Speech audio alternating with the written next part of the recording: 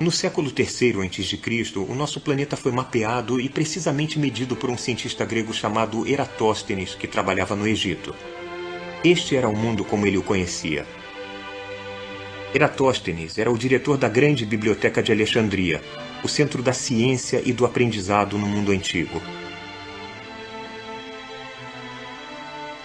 Aristóteles tinha argumentado que a humanidade estava dividida entre gregos e o resto, que ele chamava de bárbaros, e que os gregos deviam manter-se racialmente puros. Ele ensinou que era adequado os gregos escravizarem outros povos, mas Eratóstenes criticou Aristóteles por seu chauvinismo cego. Ele acreditava que havia o bom e o mal em toda a nação. Os conquistadores gregos inventaram um novo deus para os egípcios, mas ele parecia notavelmente grego. Alexandre foi retratado como faraó em um aceno para os egípcios, mas na prática os gregos estavam confiantes em sua superioridade. Os protestos casuais do bibliotecário mal constituíam um desafio sério para os preconceitos predominantes. Seu mundo era tão imperfeito quanto o nosso. Mas os Ptolomeus, os reis gregos do Egito que seguiram-se a Alexandre, tinham pelo menos esta virtude: eles apoiavam o avanço do conhecimento. Ideias populares sobre a natureza do cosmo eram desafiadas e algumas delas descartadas. Novas ideias eram propostas e descobria-se que estavam mais de acordo com os fatos. Havia propostas imaginativas, debates vigorosos, sínteses brilhantes. E o tesouro resultante do conhecimento humano era registrado e preservado por séculos nessas prateleiras. A ciência atingiu a maioridade nesta biblioteca. Os Ptolomeus não reuniam conhecimento antigo apenas. Eles apoiavam a pesquisa científica e geravam novo conhecimento. Os resultados eram incríveis. Eratóstenes calculou precisamente o tamanho da Terra. Ele a mapeou e argumentou que ela poderia ser circunnavegada. Hiparco antecipou que as estrelas nasciam, deslocavam-se lentamente durante o curso de séculos e finalmente pereciam. Foi ele quem primeiro catalogou as posições e magnitudes das estrelas para determinar se havia tais mudanças. Euclides escreveu um livro sobre geometria no qual os seres humanos aprenderam durante 23 séculos. Ainda é uma grande leitura, cheia das provas mais elegantes. Galeno escreveu trabalhos básicos sobre cura e anatomia que dominaram a medicina até o Renascimento. Estes são apenas alguns exemplos. Havia dúzias de grandes eruditos aqui e centenas de descobertas fundamentais.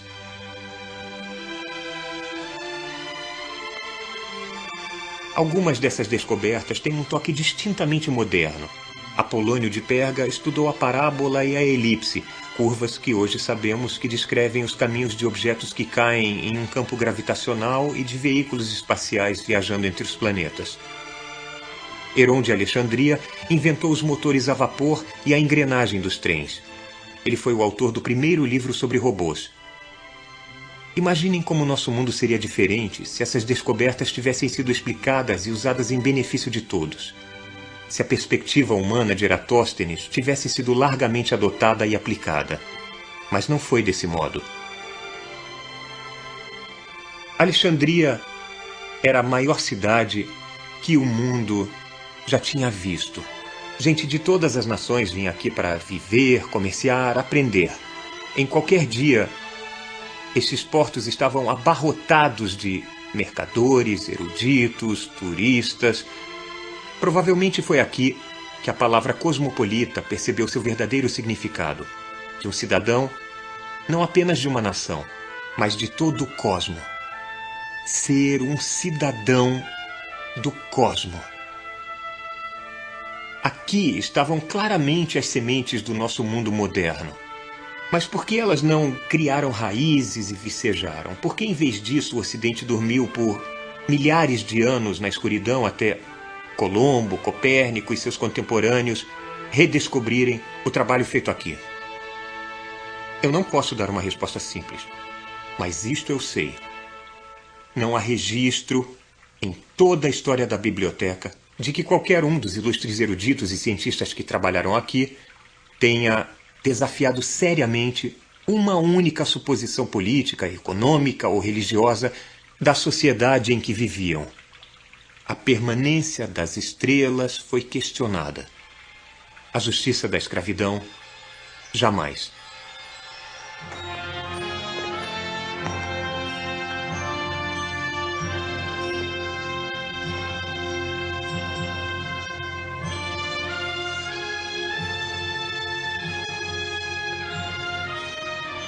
A ciência e o aprendizado eram, em geral, o refúgio dos poucos privilegiados. A vasta população desta cidade não tinha a mais vaga noção das grandes descobertas que estavam sendo feitas dentro destas paredes. Como poderia ter? As novas descobertas não eram explicadas nem popularizadas. O progresso feito aqui pouco a beneficiava. A ciência não fazia parte de suas vidas. As descobertas na mecânica, digamos, ou na tecnologia a vapor, eram aplicadas principalmente no aperfeiçoamento de armas, no encorajamento da superstição, na diversão dos reis. Os cientistas jamais pareceram compreender o enorme potencial das máquinas para libertar o povo do trabalho árduo e repetitivo. As grandes conquistas intelectuais da antiguidade tiveram poucas aplicações práticas. A ciência jamais capturou a imaginação da multidão.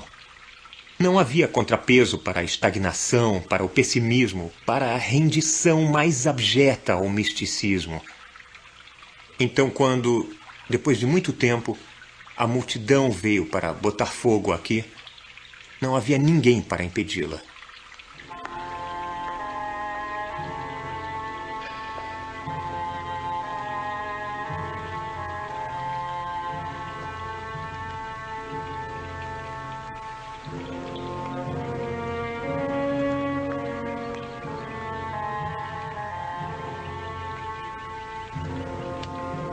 Eu vou contar sobre o final. É uma história sobre a última cientista a trabalhar neste lugar. Matemática, astrônoma, médica e diretora da Escola de Filosofia Neoplatônica em Alexandria. É uma gama extraordinária de conquistas para alguém em qualquer época. Seu nome era Hipácia. Ela nasceu nesta cidade em 370 d.C.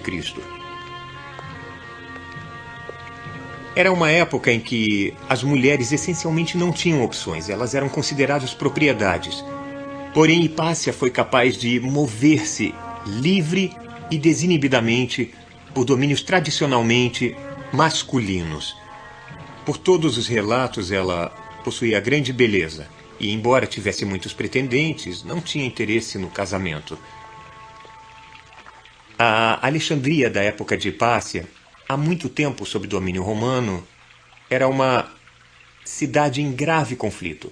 A escravidão, o câncer do mundo antigo, tinha extraído da civilização clássica a sua vitalidade.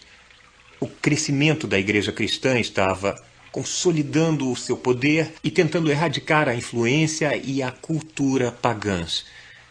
Hipácia ficou no foco, no epicentro de forças sociais poderosas. Cirilo, o bispo de Alexandria, a desprezava. Em parte por causa de sua amizade íntima com o governador romano, mas também porque ela era um símbolo do aprendizado e da ciência que eram largamente identificados pela igreja nos primórdios com o paganismo. Em grande perigo pessoal, Hipácia continuou a lecionar e a publicar, até que, no ano 415 d.C., a caminho do trabalho, ela foi atacada por uma multidão fanática de seguidores de Cirilo. Eles a puxaram da carruagem, rasgaram suas roupas e tiraram a carne dos ossos com conchas de aliote. Seus restos mortais foram queimados, seus trabalhos destruídos, seu nome esquecido. Cirilo foi feito santo. A glória que vemos à minha volta não é nada além de memória. Ela não existe. Os últimos restos da biblioteca foram destruídos 1 ano após a morte de Hipácia. É como se toda uma civilização tivesse passado por uma cirurgia cerebral radical auto-infligida para que a maioria de suas memórias, descobertas, ideias e paixões fosse irrevogavelmente eliminada. A perda foi incalculável.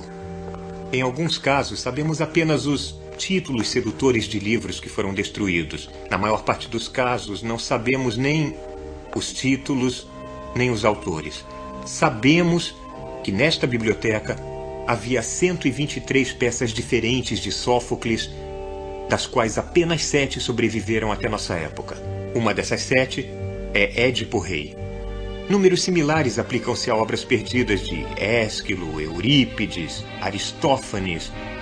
É tão pouco quanto se as únicas obras sobreviventes de um homem chamado William Shakespeare fossem Coriolano e Um Conto de Inverno.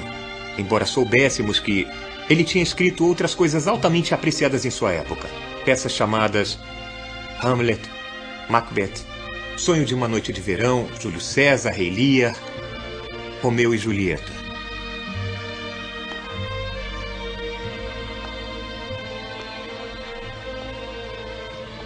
A história está cheia de pessoas que, por medo ou ignorância ou sede de poder, destruíram tesouros de valor imensurável que, na verdade, pertencem a todos nós.